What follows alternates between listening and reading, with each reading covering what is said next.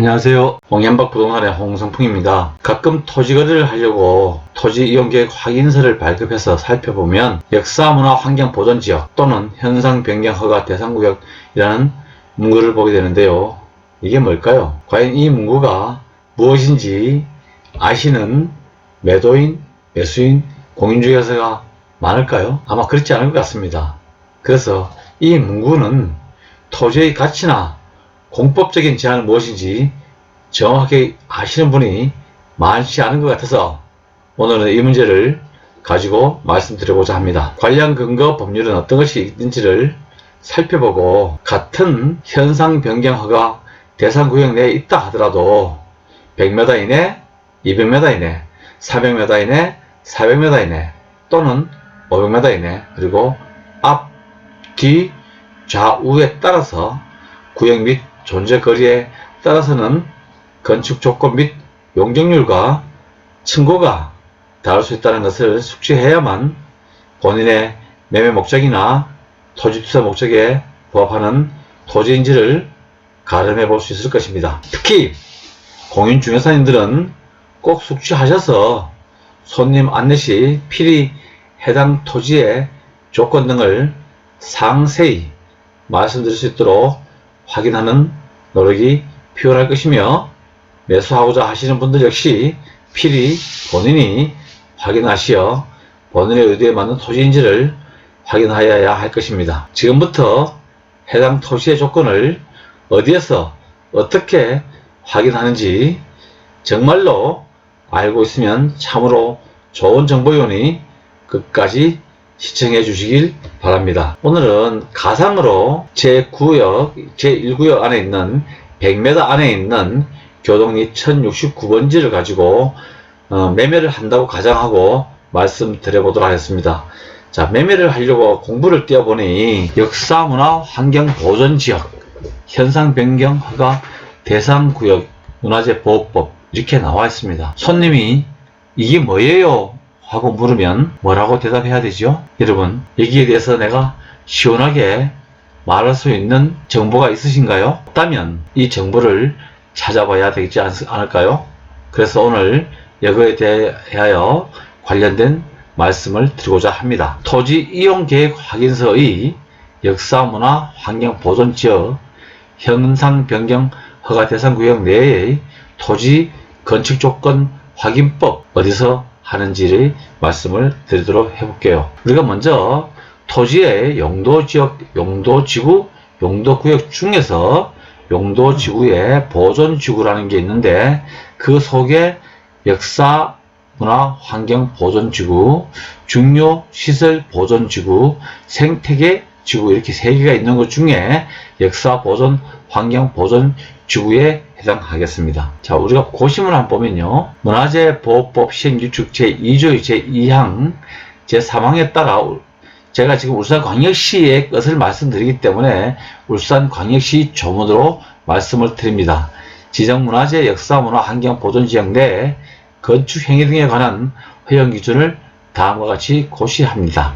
고시명은 울산광역시 지정문화재 역사, 문화, 환경 보존 지역 내 건축 행위 등에 관한 허용기준 고시. 고시 내용에는 가. 대상문화재 허용기준 대상문화재 현황 참조. 관련 근거 문화재보호법 제12조, 13조, 제32조의 제1항, 제2호, 제74조 기타 시행령 시행기축 조례에 따릅니다. 자, 문화재보호법은 어떤 법인지 한번 잠깐만 살펴볼게요. 제1조에는 목적입니다. 이 법은 문화재를 보존하여 민족 문화를 개선하고 이를 활용할 수 있도록 함으로써 국민의 문화적 향상을 도모함과 아울러 인류 문화의 발전을 기함을 목적으로 한다.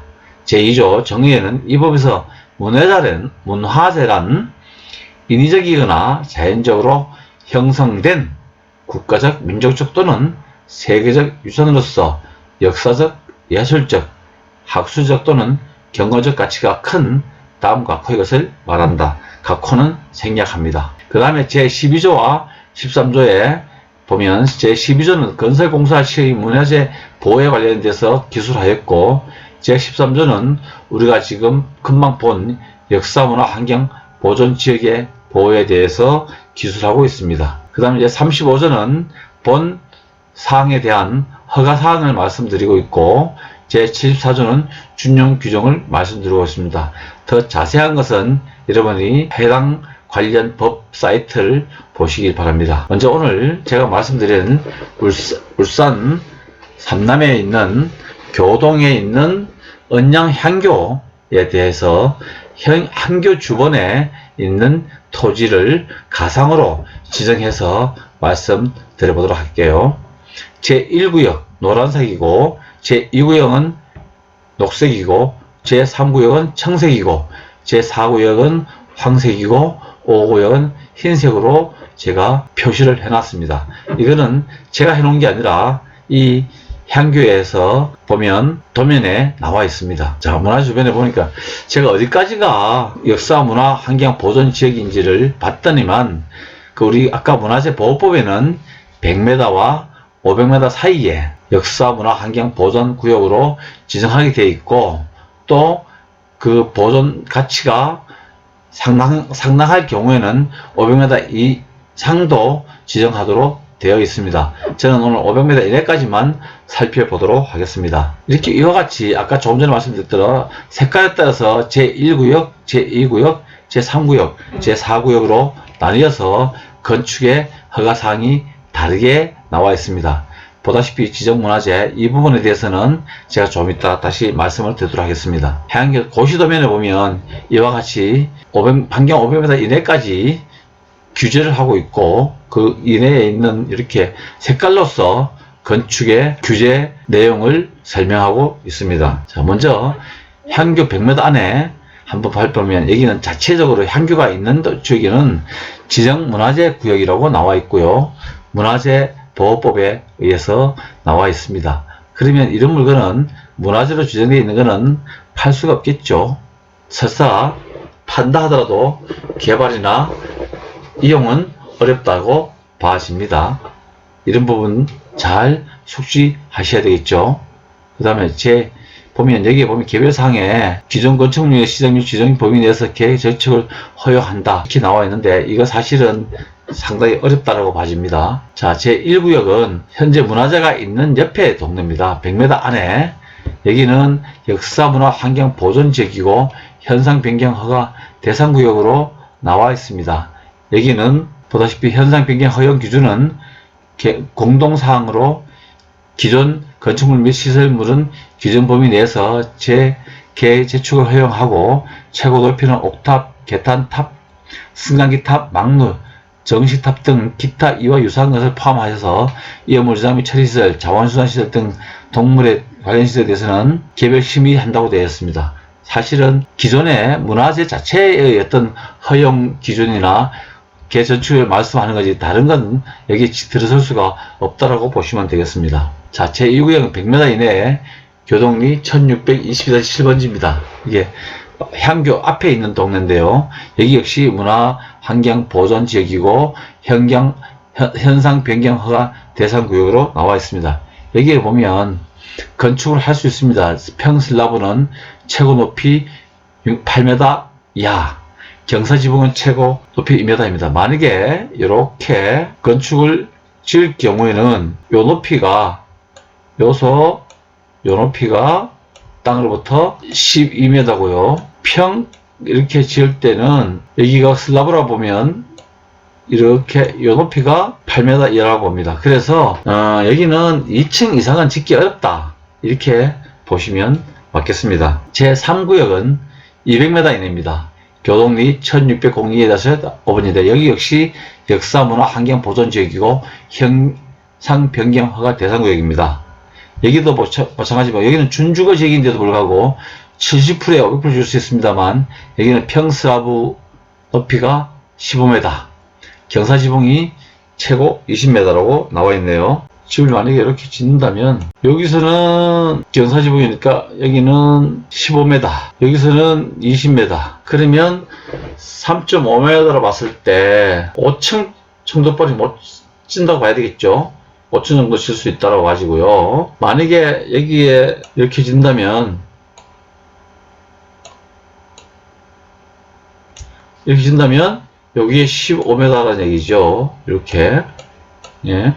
그래서 여기도 준주거지역이지만 제 값을 못한다. 이렇게 봐지겠습니다. 제4구역 측면부에 여기도 역시 변경 허가구역입니다. 보면 여기는 도시조례로 지정되어 있어서 개별 심사하게 되어 있습니다. 또 기타 300m 이내에는 이 앞에 부분인데요. 여기는 문화재와 관련이 없는 것으로 나와 있어서 별도로 우리가 이 지역이 제2종 일반 주거지역이면 거기에 맞춰서 지으면 되겠습니다. 400m 역시 마찬가지고 500m 역시 마찬가지입니다. 그렇다고 보면 이런 자료를 어디서 볼 것이냐, 그러면 문화재 공간 서비스라는 웹사이트가 있습니다. 이 문화재 공간 서비스에 들어가시면 아마 이런 내용들을 다 알 수 있는데 한번 볼게요. 여기에 문화재 공간 서비스에 들어가서 문화재 명이나 주소를 검색을 하면 알 수 있습니다. 우리는 언양 향교로 검색을 해서 살펴보도록 하겠습니다. 문화재 공간 서비스가 있는데요. 한번 제가 클릭해 보겠습니다. 언양 향교라고 쳐보고요. 이렇게 나옵니다. 그러면 언양 향교를 이렇게 치면 이렇게 나오는데 여기에 현상 변경 허가 내용이 이렇게 나타나고 있습니다. 그 다음에 아까 말씀드린 대로 1구역, 2구역, 3구역, 4구역의 최고 높이나 여기에 이제 지붕이 있는 경우와 평스라브와 경사지붕에 대해서도 나타나고 있습니다. 그 다음에 아까 말씀드렸던 이 지정문화재를 보면 이렇게 나왔으면 여기가 이제 아까 1지역, 2지역, 3지역, 4지역이 나타날 수 있다고 보시죠. 볼까요? 여기 지금 나와 있는 색깔대로가 구역을 나타내고 있습니다. 매매하고자 하는 토지의 구역이 어디에 속하는지, 이 구역 밖인지 구역 아닌지에 따라서 토지의 가치가 달라질 것입니다. 아무래도 이 색깔이 있는 이 안에 들어와 있는 토지라고 보면 아무래도 투자 가치가 떨어진다고 볼 수 있고, 자기가 갖고 있는 지역 지구에 관한 용적률이나 건폐율을 찾아보기 어렵다고 봐질 것입니다. 또한 여기 보면 지금 고시문 있죠. 여기에 보면 고시문이 나옵니다. 여기 보면 지정문화재라는 고시와 관련된 내용들이 이렇게 나타나는데, 여기 보면 문화재와 관련된 근거법도 나타나고, 그 다음에 여기 보면 각 자치단체 홈페이지와 문화재 공간 정보 서비스로 이 내용을 열람할 수 있다고 나옵니다. 그런데 제가 한번 찾아본 결과로는 각 지자체 홈페이지는 울산광역시 같은 경우는 이렇게 나와 있는데 서울은 또 이렇게 하니까 안 나오더라고요. 타 지역도 이렇게 하면 잘 안 나와서 여러분들이 찾아가기가 쉽지 않으니까 차라리 문화재 공간 정보 서비스로 들어가면 금방과 같이 일률적으로 찾기가 쉬우므로 저는 문화재 공간 서비스, 정보 서비스로 여러분들이 확인하실 필요가 있다. 이렇게 안내해 드립니다. 연속 지적도를 치면 이 번지까지 나오기 때문에 이 번지를 나와서 알 수가 있고요. 그 다음에 아까 말씀드렸던 대로 이렇게 보면 고시 도면이 첨부가 되어 있어서 이 문화재로부터 해당되는 토지가 반경 몇 미터 안에 있는지가 이 도면을 통해서 확인할 수 있습니다. 그러면 이 도면으로 여러분이 아마도 잘 보지 못했던 도면일 겁니다. 이게 문화재 관련 도면이니까 이런 도면으로 손님에게 브리핑을 한다면 더욱더 신뢰와 함께 확인된 사항을 말씀드릴 수 있어서 실수하지 않을까 이렇게 생각이 듭니다. 만약에 더 상세 정보를 하고 싶으면 여기서 주소나 지번을 주시면 되고요. 공간 정보를 치실 경우에는 이렇게 됐을 경우에 예를 들어서 이 원형으로 눌려서 한번 해볼까요?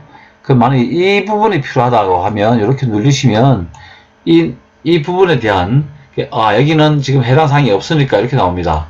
그럼 해당 사항이 있는 데로 한번 가볼게요.